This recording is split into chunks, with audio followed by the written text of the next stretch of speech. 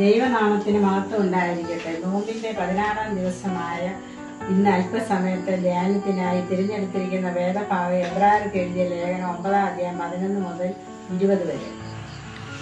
കുറിവാക്കി എബ്രായർ 9:11-12. നോമ്പുകാലം മടങ്ങിവരവിന്റെ കാലമാണ്. ദൈവത്തെങ്കിലേക്ക് ഒരു മടങ്ങിവരവ് നമുക്ക് ആവശ്യമാണ്.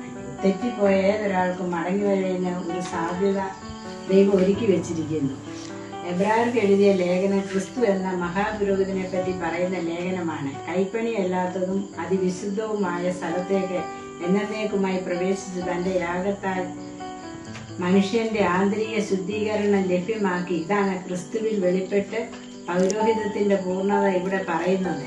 ഇവിടെ യാഗം അർപ്പിക്കുന്ന പുരോഹിതനും യാഗവസ്തു ഒന്നായി മാറുന്നു. പഴയ നിയമകാലത്ത് മഹാപുരോഹിതനും ആട്ടുകൊറ്റന്മാരുടെയും പശുക്കിടാങ്ങളുടെയും രക്തമായിട്ടാണ് അതിവിശുദ്ധ സ്ഥലത്തേക്ക് പ്രവേശിക്കുന്നത്. എന്നാൽ ഇവിടെയോ ക്രിസ്തു തന്റെ തന്നെ രക്തവുമായി എന്നേക്കുമുള്ള വീണ്ടെടുപ്പ് സാധിക്കുന്നു. അതായിരുന്നു പൂർണ്ണമായ വീണ്ടെടുപ്പ്.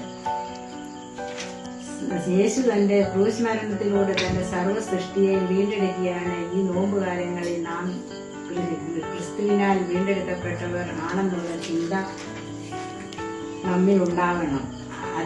നമ്മിലൂടെ ക്രിസ്തുവിന്റെ പ്രവൃത്തികളെ മറ്റുള്ളവർക്ക് ദർശിക്കുവാൻ സാധിക്കണം. അതിനായി ദൈവം നമ്മെ സഹായിക്കട്ടെ.